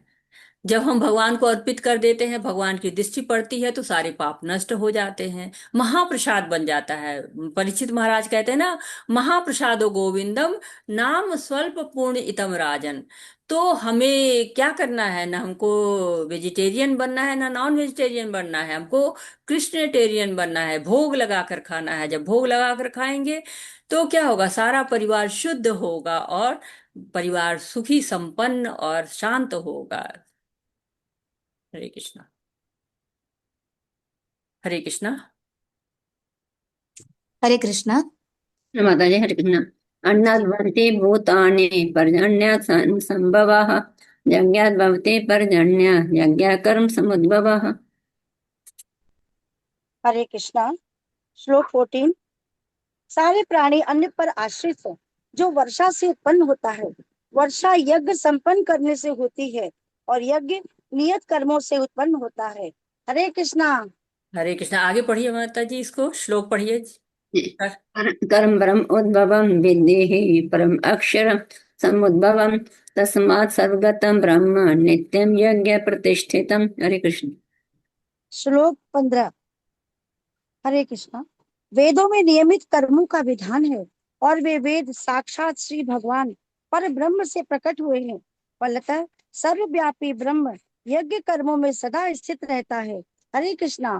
हरे कृष्णा। तो यहाँ पर बताया जा रहा है कि अन्नादि भवति भूतानि, जो इस तरह से दो श्लोक मिला के आपको पूरा यज्ञ का चक्र है। तो अन्नादि भवति भूतानि, जो प्राणी होते हैं वो किस पर होते हैं, अन्न पर जो है वो आश्रित होते हैं। सब लोग अन्न खाते हैं तभी ना वो शरीर बनता है। पर्जन्य अन्नाद संभवा। तो और जब ये अन्न कैसे होता है, जब वर्षा होती है तभी अन्न उत्पन्न होता है। यज्ञाति भवति पर्जन्यो, ये वर्षा कैसे होती है, जब यज्ञ किया जाता है। और यज्ञ कैसे होता है, यज्ञ कर्म समुद्भवा, जब नियत कर्म करते हैं तब यज्ञ जो है संपन्न होता है। इसके बाद क्या कह रहे हैं, कर्मा प्रमोद विद्धि। जब कर्म कैसे हो जाता है, कर्म को कैसे करेंगे, तो करने का कोई मेथड होगा ना। तो वेद में लिखा हुआ है कि वेद से के माध्यम से हम कर्म करें। और ब्रह्माचर्य समुद्भवम, वेद कहाँ से आए हैं, साक्षात भगवान से ही प्रकट हुए हैं। जब ब्रह्मा जी को क्या करते हैं, ब्रह्मा जी तप करते हैं ना, जब आते हैं ब्रह्मा जी तो चारों ओर अंधेरा रहता है, परेशान, क्या करें, कहीं से आवाज आती है तप, तो तप करते हैं, तब भगवान आते हैं, भगवान उनको कानों में वेद देते हैं। तो वेद कहाँ से प्रकट होते हैं, भगवान से प्रकट होते हैं। और कहते हैं कि सर्वव्यापी ब्रह्म जो है वो यज्ञ कर्मों में ही स्थित होते हैं। तो वेदों में जो नियम हैं उनके अनुसार हमें कर्म करना चाहिए, और उस कर्म करने से ये जो पूरा सृष्टि चक्र है वो चलता रहता है। हरे कृष्णा। हरे कृष्ण। एवं परिवर्तितं चक्रम न अनुवर्ते इह यः अगायो इंद्रियाराम मोगम पार्थ स जीविते। हरे कृष्ण। हरे कृष्णा। 16 श्लोक। हे प्रिय अर्जुन, जो मानव जीवन में इस प्रकार वेदों द्वारा स्थापित यज्ञ चक्र का पालन नहीं करता वो निश्चय ही पाप में जीवन व्यतीत करता है। ऐसा व्यक्ति केवल इंद्रियों की तुष्टि के लिए व्यर्थ ही जीवित रहता है। हरे कृष्णा। हरे कृष्ण। तो आजकल का नारा लगाते हैं ना कि खाओ पियो मौज करो, ऐसे कहते हैं कि मतलब आप मौज करिए, खूब खूब आनंद उठाइए। या फिर कुछ कहते हैं कि अरे खूब जम के काम करो, खूब जम के आनंद करो, ऐसा भी कहते हैं। तो ये भी दर्शन की निंदा की गई है। क्या कहा गया है, यज्ञ चक्र का पालन करो तब संपन्नता आती है। पहले 11वें श्लोक में बताया ना, यज्ञ चक्र का पालन करना, जो नहीं करेगा वो क्या करता है, पाप करता है, पाप में जीवन व्यतीत करता है। क्यों, क्योंकि यज्ञ करने से सब कुछ शुद्ध हो जाता है, वेदों के अनुसार है ना यज्ञ। इसलिए कहते हैं कि आहार शुद्ध सत्व शुद्ध शुद्धो ध्रुव स्मृति स्मृति लंबे सर्वग्रंथम विप्रमोक्ष। तो सब क्या होता है, शुद्ध हो जाता है। आपको यज्ञ करने से आहार भी शुद्ध हो जाता है, बुद्धि भी शुद्ध हो जाती है, और वातावरण भी शुद्ध हो जाता है। और इसलिए हमें यज्ञ के जो निर्देशों का पालन करना चाहिए। यज्ञ कहाँ से आए? भगवान से आए हुए साधारण चीजें नहीं है यज्ञ। वे जो वेदों में लिखा हुआ है, वेद भगवान से आ गए हैं। हरे कृष्णा। हरे कृष्णा। धन्यवाद माधुरी शर्मा माता जी, मधु कपूर माता जी, सुमन धन्यवाद माता दुर्गापाल जी, माता। आपने मुझे पठन का अवसर दिया। हरे कृष्णा। धन्यवाद माता जी। सुमन दुर्गापाल माता जी, आप श्लोक पढ़ेंगी। हरे कृष्णा माता जी, पढ़ेंगे। आप श्लोक पढ़िए। और जी। सुषमा बत्रा माता जी, आप अनुवाद पढ़िए। हरे कृष्ण। हरे कृष्ण माता। हरे कृष्ण। यस्त्वात्मरतिरेव स्यादा आत्मतृप्तस्य मानवः आत्मन्येव च संतुष्टस्य कार्यं न विद्यते। हरे कृष्ण। हरे कृष्ण माता जी। किंतु जो व्यक्ति आत्मा में ही आनंद लेता है तथा जिसका जीवन आत्म साक्षात्कार युक्त है और जो अपने में ही पूर्णतः संतुष्ट रहता है, उसके लिए कुछ करणीय यानी कर्तव्य नहीं होता। हरे कृष्ण। जी, तो क्या कहे? जो आत्मा में ही आनंद लेता है, आत्मा में ही प्रसन्न, अपने आप में प्रसन्न, किसी और की जरूरत नहीं है। आत्म साक्षात्कार हो गया मतलब आत्मा को, आत्म स्वरूप को प्राप्त कर लिया, जान गया वो अपने आप को। वो फिर क्या होता है? वो सारे कर्तव्य अपने अनुसार करता रहता है, भगवान में ही रमा रहता है, उसका और कहीं रमता ही नहीं है। तो उसको ये सांसारिक कर्तव्य नहीं रह जाते, आध्यात्मिक कर्तव्य तो वो करता ही है। हरे कृष्णा। हरे कृष्ण। नैव तस्य कृतेनार्थो न कृतेनेह कश्चन न च अस्य सर्वभूतेषु कश्चित् कश्चिदर्थव्यपाश्रय। हरे कृष्ण। हरे कृष्ण। स्वरूप सिद्ध व्यक्ति के लिए न तो अपने नियत कर्मों को करने की आवश्यकता रह जाती है और न ऐसा कर्म न करने का कोई कारण ही रहता है। उसे किसी अन्य जीव पर निर्भर रहने की आवश्यकता भी नहीं रह जाती। तो हरे सारी कृष्ण। हरे कृष्णा माता जी, सारी आवश्यकता समाप्त हो जाती है ना। क्यों? कहते हैं ब्रह्म भूत अवस्था को प्राप्त कर लिया। ब्रह्म भूत प्रसन्नात्मा न शोचती न कांक्षति, भगवान के प्रेम में मस्त रहता है। सर्व इंद्रिय तप्त होए, सारी इंद्रियां तृप्त हो गई हैं। तो ऐसा नहीं कि वो निष्क्रिय होकर बैठ गया, कुछ करता ही नहीं है। नहीं, भौतिक सुखों के लिए कर्म नहीं करता है, सारे कर्म उसके भगवान के लिए समर्पित हो जाते हैं। हरे कृष्णा। तस्मादासक्तः सततं कार्यं कर्म समाचर आसक्तो ह्यचरन् कर्म परमाप्नोति पुरुषः। हरे कृष्ण। हरे कृष्ण। अतः कर्म फल में आसक्त हुए बिना मनुष्य को अपना कर्तव्य समझकर निरंतर कर्म करते रहना चाहिए, क्योंकि अनासक्त होकर कर्म करने से उसे पर ब्रह्म यानी परम की प्राप्ति होती है। हरे कृष्ण। हरे कृष्ण। तो परम ब्रह्म की प्राप्ति कैसे होती है? कि आसक्त नहीं होते हैं, कर्म फल में आसक्त नहीं होते, कर्म करते चले जाते हैं। तो कर्म तो करते हैं, जब आसक्ति नहीं रह जाती तो हमारे कर्म भगवान के लिए हो जाते हैं। जैसे कि परिवार होता है तो पत्नी जो है वो बच्चों के लिए, पति के लिए भोजन बनाती रहती है, वो खुश होते हैं। पति पत्नी के लिए, बच्चों के लिए जाता है, काम करता है, तो पत्नी संतुष्ट, बच्चे संतुष्ट है। तो जब मैं और मेरा का भाव समाप्त हो जाता है, दूसरों के लिए, भगवान के लिए जब कर्म करने लगते हैं, तो क्या होता है? अनासक्ति होती है और परम ब्रह्म की प्राप्ति भी होती है। हरे कृष्णा। कर्मणैव हि संसिद्धिम् आस्थिता जनकादयः लोकसंग्रहम् एवापि संपश्यन् कर्तुम् अर्हसि। हरे कृष्ण। हरे कृष्ण। थोड़ा ऊपर करिए माता जी। हाँ जी। जनक जैसे राजाओं ने केवल नियत कर्मों को करने से ही सिद्धि प्राप्त की। अतः सामान्य जनों को शिक्षित करने की दृष्टि से तुम्हें कर्म करते रहना चाहिए। तो यहाँ पे उदाहरण दिया जा रहा है जनक जी का, कि जनक जी क्या थे? राजा थे, राज ऋषि थे। राजा रहते हुए भी राज ऋषि की तरह कार्य करते थे, अनासक्त रह के कार्य करते थे। तो महापुरुषों के बारे में क्यों बताया जाता है? ताकि हम उनके अनुसार कर्म को करें, उनके अनुसार हम कार्य करें। हम अर्जुन के माध्यम से भगवान हमको भगवत गीता क्यों सुना रहे हैं? कि हम अर्जुन के जैसे बने। हम अर्जुन जो है वो परेशान है, वो कह रहे हैं कि मुझे घोर कर्म नहीं करना है, वो घोर कर्म, युद्ध को घोर कर्म समझ रहे हैं। तो भगवान कह रहे हैं कि नहीं, ये कर्म तुम्हारे लिए आवश्यक है। क्यों?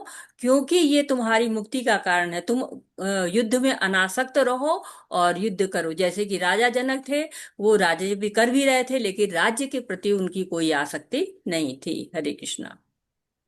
यत् यत् आचरति श्रेष्ठः तत् तत् एव इतरः जनः स यत् प्रमाणं कुरुते लोकस्तद् अनुवर्तते। हरे कृष्ण। हरे कृष्णा। हरे धन्यवाद कृष्ण। सुषमा माता जी, धन्यवाद माता जी। हरे कृष्ण दीपक माता जी, चौधरी प्रभु जी धन्यवाद। आप, धन्यवाद माता जी। दीपक चौधरी प्रभु जी आप अनुवाद पढ़िए। हरे कृष्णा माता जी। महापुरुष जो आचरण करता है, सामान्य व्यक्ति उसी का अनुसरण करते हैं। वह अपने अनुसरणीय कार्यों से जो आदर्श प्रस्तुत करता है, संपूर्ण विश्व उसका अनुसरण करता है। हरे कृष्णा माता जी। ये हम लोग के लिए बहुत ही अच्छे से बताया जा रहा है कि महापुरुष जो आचरण करता है, सामान्य व्यक्ति उसी का अनुसरण करता है। तो आजकल हम लोगों ने कैसे कैसे महापुरुष ले लिए हैं। पिक्चर के हीरो हैं, स्पोर्ट्स पर्सन हैं, उनको हमने महापुरुष समझ रखा है। जबकि हमें क्या करना है कि ऐसे भक्तों का उदाहरण लेना चाहिए जिनका अनुसरण करके हम भगवान की धाम को पहुंच सके। क्यों? क्योंकि हमने लक्ष्य ही बदल दिया है। हमारा लक्ष्य क्या होना चाहिए? ये शरीर मिला है हमें भगवत धाम जाने के लिए। उसी तरह से जो हमें माता बनने का अधिकार मिला है, पिता बनने का अधिकार मिला है, तो क्या है, हमें ऐसा आचरण करना चाहिए जो हमारी संतान उसको फॉलो कर सके, उसको हम रास्ता दिखा सके, उसको हम योग्य संतान बना सके, उसको ऐसा तैयार कर सके कि वो भी भगवत धाम जा सके। क्योंकि वो भी एक जीव है ना, उसने कई भी अपनी यात्रा पूरी करनी है। तो हमें जो माता हैं, पिता है, अधिकारी हैं, लीडर हैं, सबको अपने आचरण को ऐसे रखना चाहिए। क्यों? क्योंकि लोग उसका अनुसरण करते हैं। हरे कृष्णा। हरे कृष्ण। न मे पार्थास्ति कर्तव्यं त्रिषु लोकेषु किंचन नानवाप्तमवाप्तव्यं वर्त एव च कर्मणि। हरे कृष्ण। हरे कृष्णा माता जी। हे प्रतापुत्र, तीनों लोकों में मेरे लिए कोई भी कर्म नियत नहीं है। ना मुझे किसी वस्तु का अभाव है और ना आवश्यकता ही है, तो भी मैं नियत कर्म करने में तत्पर रहता हूँ। हरे कृष्णा माता जी। हरे कृष्ण। तो भगवान कह रहे हैं कि देखो, मैं भी तो सारे कार्य कर रहा हूं ना। मैं तो जो है, इतने मुझे काम है, पूरे सारे ब्रह्मांड की मुझे देखना है, उसके सारे कार्य करने। इसके बाद भी मैं नियत कर्म कर रहा हूँ। क्या किया भगवान ने? सब कुछ किया। माता का जो है सेवा की, पिता की सेवा की, रक्षा का कार्य भी उन्होंने किया सबके। और साथ ही साथ उन्होंने एक युद्ध में सारथी का कार्य भी वो कर रहे हैं। गुरु भी किया उन्होंने। उन्होंने गुरु के पास भी गए, वहां से भी उन्होंने शिक्षा भी ली। तो सारे कार्य भगवान ने किए हैं। तो भगवान क्यों कर रहे हैं? उनको लिए भी कोई जरूरी नहीं था, लेकिन वो सबको दिखाने के लिए कि नहीं, जो है, मैं गलत करूंगा तो मेरे पीछे आने वाले लोग भी गलत करेंगे। तो तीनों लोग में कोई कर्म नहीं है, फिर भी वो कर्म कर रहे हैं। हरे कृष्णा। हरे कृष्ण। यदि हि अहं न वर्तेयं जातु कर्मणि अतीन्द्रित मम वर्तमानुवर्तन्ते मनुष्याः पार्थ सर्वशः। हरे कृष्णा हरे माता जी। कृष्ण। क्योंकि यदि मैं नियत कर्मों को सावधानी पूर्वक ना करूं, तो हे पार्थ, ये निश्चित है कि सारे मनुष्य मेरे पथ का ही अनुगमन करेंगे। हरे कृष्णा माता जी। हरे कृष्णा। तो भगवान तो कह रहे कि मैं जो है असावधानी पूर्वक करता हूँ, मतलब असावधानी पूर्वक कार्य जो है वो नहीं करता हूँ, मैं सावधानी पूर्वक करता हूँ। और भगवान अगर सावधानी कर दे, सूर्य जरा सा भी इधर उधर हो जाए तो हमारी जो है वो सब समाप्त हो जाएगी, सारी लीला सबकी समाप्त हो जाएगी। लेकिन भगवान को सब बहुत संभाल के रखना पड़ता है। इतने लोगों को स्थिर रखना है, सूर्य को, चंद्र को, सारे लोग अपनी जगह पे हैं, समय पे सूरज निकल रहा है, समय पे चंद्रमा निकल रहा है। तो भगवान असावधानी पूर्वक या तंद्रिता, कर्मस्य तंद्रिता, तंद्रा में भी ऊंघ ऊंघ के भी कोई कार्य नहीं करते हैं, पूरी तरह से जागृत अवस्था में कार्य करते हैं। जैसे बहुत सी आप दुर्घटनाएं होती हैं कि क्या हुआ, ड्राइवर को झपकी आ गई, विनाश हो जाता है, पूरा जो है सब समाप्त हो जाता है। तो भगवान सारे कार्य सावधानी पूर्वक कर रहे हैं। तो हमें भी कार्यों को सावधानी पूर्वक करना चाहिए। हरे कृष्णा। हरे कृष्ण। उत्सीदेयु इमे लोका न कुर्या कर्म चेदहम शंकरस्य च कर्ता स्यामुपहन्याभिमाः प्रजाः। हरे कृष्ण। हरे कृष्णा माता जी। यदि मैं नियत कर्म ना करूं तो ये सारे लोग नष्ट हो जाएं। तब मैं अवांछित अवांछित जन समुदाय अर्थात वर्ण संकर को उत्पन्न करने का कारण हो जाऊंगा और इस तरह संपूर्ण प्राणियों की शांति का विनाशक बनूंगा। हरे कृष्णा माता जी। तो भगवान बता रहे हैं कि देखो, मैं सावधानी से नहीं करूंगा तो क्या होगा, सभी लोग मेरे पथ का अनुसरण, सब लोग कहेंगे ना उन्होंने किया था मैं कर रहा हूँ, जो भगवान होके कर सकते हैं। अभी भी लोग कितनी बातें करते हैं और सारे लोग नष्ट हो जाएंगे। सब जो है लोग क्या भगवान की वजह से टिके हुए हैं, सबकी जो व्यवस्था भगवान ने कर रखी है। अगर पानी कम हो जाए, हवा कम हो जाए, सब समाप्त हो जाएगा और अवांछित जन समुदाय उत्पन्न करने का कारण हो जाएंगे। तो भगवान को कर्म करने की आवश्यकता नहीं, लेकिन फिर भी भगवान कर्म करते हैं। क्यों? मम वर्तना वर्तना अनुवर्तते, मेरे ही मार्ग का अनुसरण होगा। तो बड़ी सुंदर सी कहानी आती है कि जब कृष्ण जी खेलते थे छुपा छुपाई, अपने दोस्तों के साथ खेलते थे, तो क्या होता था, जो उनके साथ सखा होते थे ना, वो लोग छुपते नहीं थे, तो वो उनके पैरों के कदम देखते देखते उनको ढूंढ लेते थे। तो भगवान के पद चिन्हों जो है बहुत महत्वपूर्ण है, चरण कमल है, उनके चिन्ह हैं, वो बहुत ही जो है वो सुखदायक हैं, आवश्यक हैं हमारे लिए। तो वो पद चिन्ह किस रूप में छोड़ गए, भगवान के पद चिन्ह हमको किस रूप में मिलते हैं? हरे कृष्णा। कोई बताना चाहेगा किस किस रूप में हमको भगवान के पद चिन्ह मिलते हैं? भगवान तो चले गए, कृष्णा स्वधामो पगते, तो भगवान तो स्वधाम को चले गए हैं। गीता भगवत की वजह से, गीता जो है, जी। भगवान का दिया हुआ है।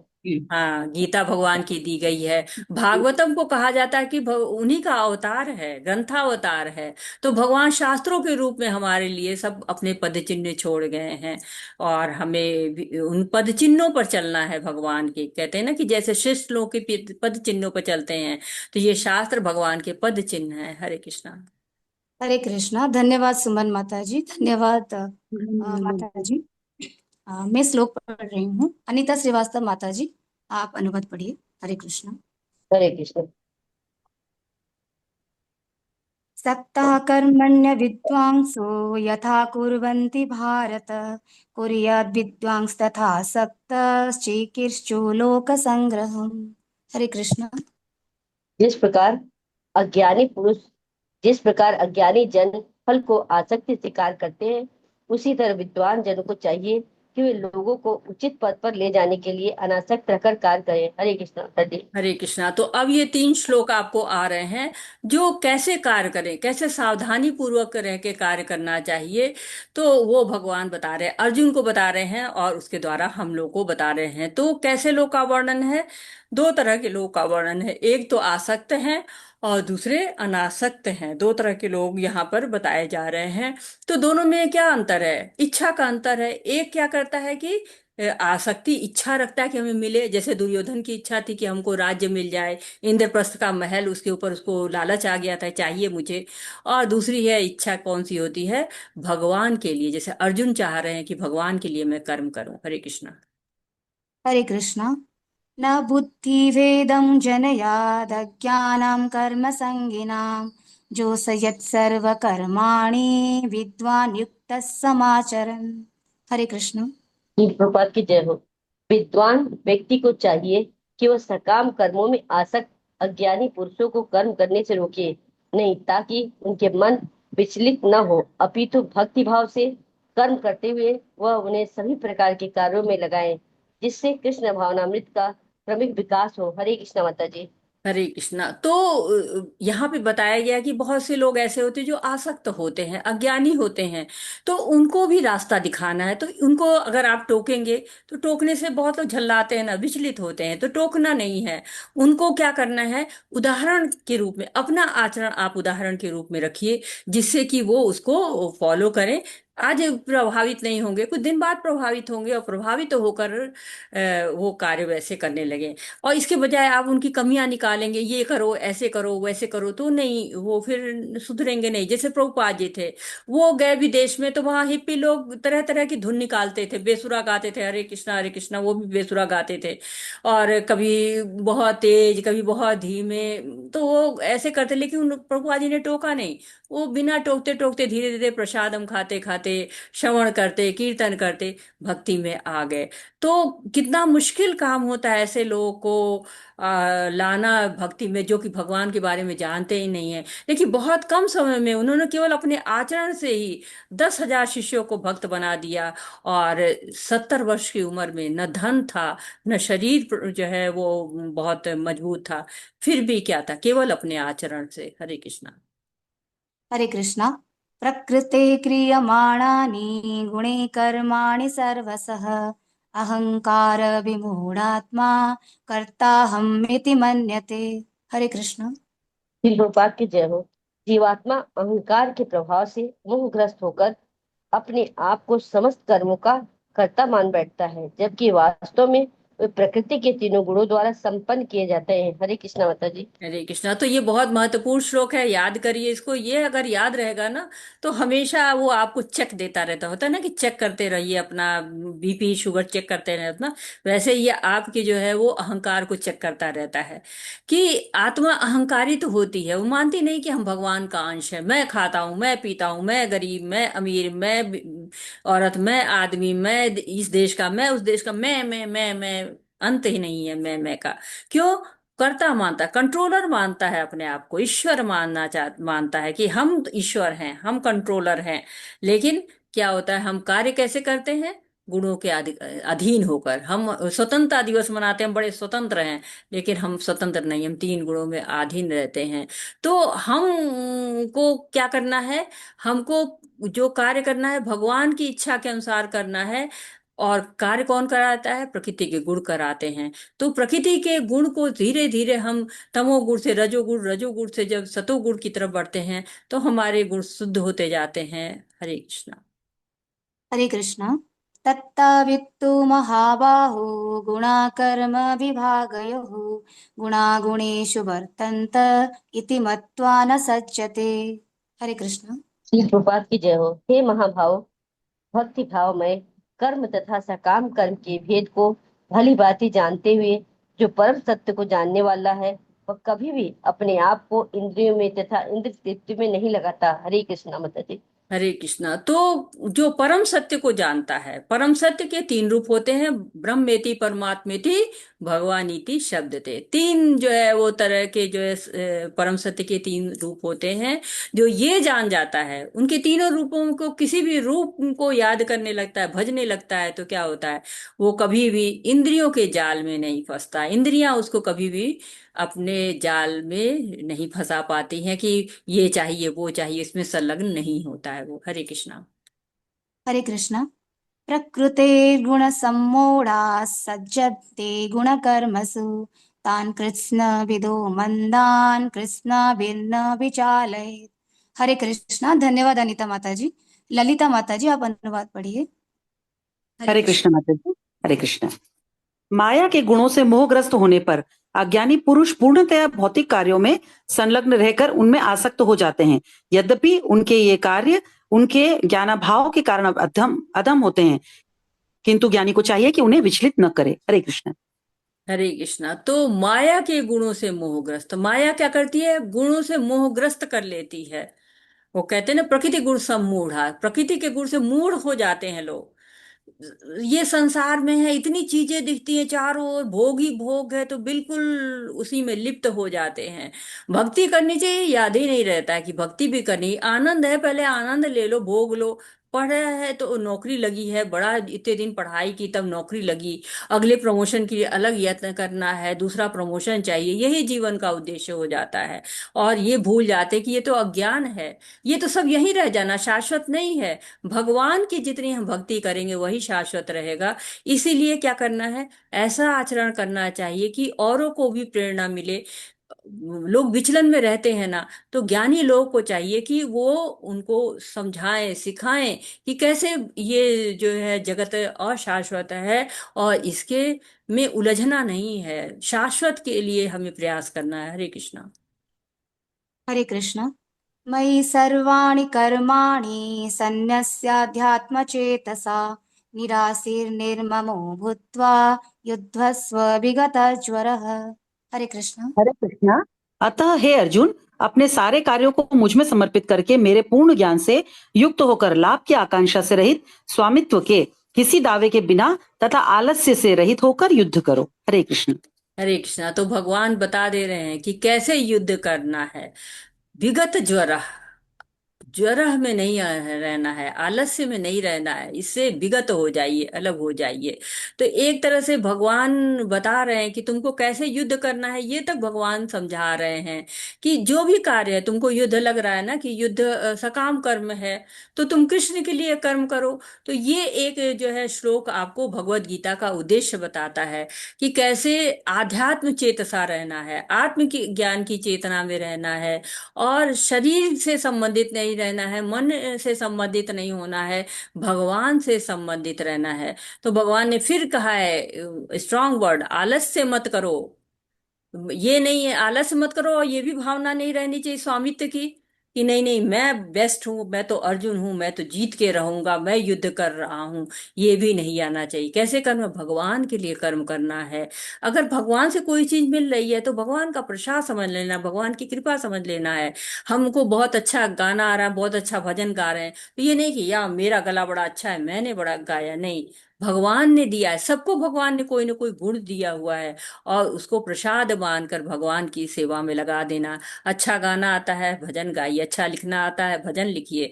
अच्छा जो है वो आरती करनी आती है, तो भगवान की आरती करिए। किसी इस लोग बड़ा आरती करते हैं ना कि अधिकारी की आरती करते हैं कि जल्दी से प्रमोशन मिल जाएगा, नहीं, भगवान के चरणों में समर्पित होइए। हरे कृष्णा। हरे कृष्ण। ये मे मतमिदं नित्यम् अनुतिष्ठन्ति मानवः श्रद्धावन्तो न सूयन्तो मुच्यन्ते तेऽपि कर्मभिः। हरे कृष्ण। हरे कृष्ण। जो व्यक्ति मेरे आदेशों के अनुसार अपना कर्तव्य करते रहते हैं और ईर्ष्या रहित होकर इस उपदेश का श्रद्धा पूर्वक पालन करते हैं, वे सकाम कर्मों के बंधन से मुक्त हो जाते हैं। हरे कृष्ण। तो भगवान बता रहे हैं कि किस तरह से आदेशों का पालन करो। भगवान सब क्लियर करते जाते हैं।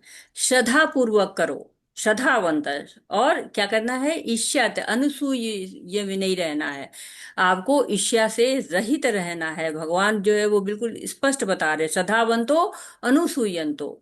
तो श्रद्धा से रहिए, बिना ईर्ष्या के रहिए, तो क्या होगा? बंधन से मुक्त हो जाएंगे, बंधन नहीं लगेगा इसमें पूरे आपको, क्योंकि कर्म करते हैं तो बंधन लगता है, तो कर्म बंधन से कैसे दूर रहना है। हरे कृष्णा। हरे कृष्ण। ये त्वेतदभ्यसूयन्तो नानुतिष्ठन्ति मे मतम् सर्वज्ञानविमूढान् तान् विद्धि नष्टान् अचेतसः। हरे हरे कृष्णा। कृष्ण। किंतु जो ईर्ष्यावश इन उपदेशों की उपेक्षा करते हैं और इनका पालन नहीं करते, उन्हें समस्त ज्ञान से रहित, दिग्भ्रमित तथा सिद्धि के प्रयासों में नष्ट भ्रष्ट समझना चाहिए। हरे कृष्ण। तो भ्रष्ट हो जाते हैं, नष्ट हो जाते हैं, नष्टान नष्ट हो गए, और चेतना जो है वो कृष्ण भावना से रहित तो हो गई, और चेतसा हो गई। चेतना जब रहती है तो भगवान से जुड़ी रहती है, लेकिन जब चेतना नष्ट हो जाती, विमूढ़ा जो है वो बिल्कुल क्या हो गया कि दिग्भ्रमित हो गए एकदम। क्या जैसे होता है ना, गोल गोल चक्कर, आंखों पट्टी बांध देते हैं और गोल गोल चक्कर घुमा के छोड़ देते, तो समझ में नहीं आता अरे किस दिशा में चले गए। वैसे ही तो क्यों? भगवान के उपदेशों की उपेक्षा की। ईर्ष्यावश, ईर्ष्या लोग कहेंगे भगवान से कैसे ईर्ष्या करते हैं लोग? भगवान से ईर्ष्या कैसे समझ में आता है? भगवान का नाम लेना ही नहीं चाहते हैं। भगवत गीता पढ़ेंगे, कुछ लोग भगवत गीता की टीकाएं करते हैं तो भी ये नहीं मानते हैं कि भगवान कृष्ण है। तो ये क्या है? ये ईर्ष्या है। हरे कृष्ण। हरे कृष्ण। सदृशं चेष्टते स्वस्यः प्रकृते ज्ञानवानपि प्रकृतिं यन्ति भूतानि निग्रह किं करिष्यति। हरे कृष्ण। हरे कृष्णा। ज्ञानी पुरुष भी अपनी प्रकृति के अनुसार कार्य करता है, क्योंकि सभी प्राणी तीनों गुणों से प्राप्त अपनी प्रकृति का ही अनुसरण करते हैं। भला दमन से क्या हो सकता है? हरे कृष्णा। हरे कृष्णा। तो यहाँ पर आपको 33 और से लेकर 35 तक के श्लोक आपको बताएंगे कि जीव कैसे कार्य करता है। जो प्रकृति होती है, प्रकृति के 3 गुणों जैसे होते हैं वैसे ही वो कार्य करता है। तो 3 महत्वपूर्ण शिक्षा बताई गई है। पहला बताया गया कि ज्ञानी पुरुष भी प्रकृति के अनुसार कर्म करते हैं। तो ऐसा नहीं कि ज्ञानी पुरुष को प्रकृति नहीं समेटती है, उसको उनको भी समेट लेती है। और दूसरा बताया कि 2 प्रकार का स्वभाव होता है, एक राग द्वेष के साथ स्वभाव होता है और दूसरा राग द्वेष के रहित स्वभाव होता है। और तीसरी यही बताया कि स्वभाव और प्रकृति ये दोनों जीव से कर्म कराती रहती है। तो हम अगर चाहें कि नहीं नहीं हम प्रकृति का दमन कर दें, नहीं नहीं बिल्कुल हम नहीं करेंगे, ऐसा कह के भी हम उससे पार नहीं पा सकते। करना क्या है, हमको धीरे धीरे अपने आप को उच्च करना है। उच्च करते करते रजोगुण से सतोगुण होगा। और वो कैसे पता चलेगा, हमारे जो लक्षण आते हैं ना, हमने पढ़ा है कि लक्षण होते स्थिति प्रज्ञ के, वो लक्षण हमारे अंदर स्पष्ट दिखाई पड़ने शुरू हो जाएंगे। हरे कृष्णा। हरे कृष्ण। इन्द्रियस्येन्द्रियस्यार्थे रागद्वेषो व्यवस्थितौ तय्यन्नो वसमागच्छेत् तौ ह्यस्य परिपन्थिनौ। हरे कृष्ण। हरे कृष्णा। प्रत्येक इंद्रिय तथा उसके विषय से संबंधित राग द्वेष को व्यवस्थित करने के नियम होते हैं। मनुष्य को ऐसे राग तथा द्वेष के वशीभूत नहीं होना चाहिए, क्योंकि ये आत्म साक्षात्कार के मार्ग में अवरोधक हैं। हरे कृष्णा। कहते हैं इंद्रिय और इंद्रिय विषय, इसमें अनुकूलता लोग बहुत खोजते हैं कि हाँ आंखें हैं तो बहुत सुंदर सुंदर देखेंगे, और नाक है तो खूब अच्छा जो है वो सुगंध लेंगे। इस तरह का जो है होता है। तो मुझे सबसे अच्छा फूल चाहिए, मुझे सबसे अच्छा दृश्य चाहिए। तो ये आसक्ति आती रहती है, नहीं मिलता है तो राग आता है, द्वेष आता है। लेकिन जो भक्त होता है वो सोचता है अरे कितना अच्छा सुगंधित फूल है, बड़ी सुगंध आ रही है इस बगीचे से, भगवान को लेकर चढ़ा देते हैं। या जो है वो यहाँ पे तो बहुत सुंदर सुंदर आपको जो है वो सब्जियां मिल रही हैं, तो देखने में बड़ी अच्छी लग रही है, चलो भगवान के लिए प्रसाद बना देते हैं। जब कृष्ण का भाव आते ही अच्छाई आने लगती है। जैसे कृष्ण से दूर होते हैं हमें बुराई आने लगती है। तो शुद्धिकरण हो जाता है, भगवान से जितना नजदीक जाते हैं शुद्ध होते चले जाते हैं। कहा जाता है ना, दूसरे अध्याय में मैंने पढ़ा था, राग द्वेष विमुक्तस्तु विषय निंद्रियश्चरन् आत्मवश्य विधेय आत्मा प्रसादम अधिगच्छति। तो समभाव होना चाहिए, न राग होना चाहिए न द्वेष होना चाहिए। ये क्या है, आत्म साक्षात्कार नहीं होता जब तक आपके अंदर जलन है, दूसरे से कंपटीशन है, प्रतिस्पर्धा है, तब तक आप जो है वो आत्म साक्षात्कार नहीं कर सकते। हरे कृष्णा। हरे कृष्ण। श्रेयान् स्वधर्म विगुणः परधर्मात् स्वनुष्ठितात् स्वधर्मे निधनं श्रेयः परधर्मो भयावहः। हरे कृष्ण। हरे कृष्णा। अपने नियत कर्मों को दोषपूर्ण ढंग से संपन्न करना भी अन्य के कर्मों को भली भांति करने से श्रेयस्कर है। स्वीय कर्मों को करते हुए मरना पराय कर्मों में प्रवृत्त होने की अपेक्षा श्रेष्ठतर है, क्योंकि अन्य किसी के मार्ग का अनुसरण भयावह होता है। हरे कृष्ण। हरे कृष्णा। तो स्वधर्म यानी वर्णाश्रम धर्म के अनुसार जो आपको धर्म मिला हुआ है, आप ब्राह्मण है, क्षत्रिय है, वैश्य, शूद्र हैं, तो हम जब राग द्वेष नहीं होता है तो हम समझ जाते हैं कि हमारा धर्म क्या है, पर धर्म क्या है, एकदम स्पष्ट मान समझ में आ जाता है। तो कहते हैं अपने धर्म का आचरण करना चाहिए, चाहे उसमें अगर थोड़ी त्रुटि भी हो तो भी करना चाहिए। कहते हैं ना कि जब हम यज्ञ करते हैं, अग्नि जलती है तो उसमें भी धुआं होता है। तो हर जगह कुछ ना कुछ त्रुटि होती है, लेकिन हमें अपने स्वधर्म पे टिके रहना चाहिए। और इसलिए बताया गया कि स्वधर्म को करते करते ही हम भगवान को प्राप्त कर सकेंगे, शुद्धि हमारे अंतर्गत आती जाएगी और धीरे धीरे हम प्रगति करते जाएंगे। तो यहाँ पर स्वधर्म को करना श्रेयस्कर माना गया है, भगवान ऐसे करते हैं। तो आज हम यहाँ पे रुकते हैं। वाचा कल्पतरुभ्यश्च कृपा सिंधुभ्य एव च पतितानां पावनेभ्यो वैष्णवेभ्यो नमो नमः।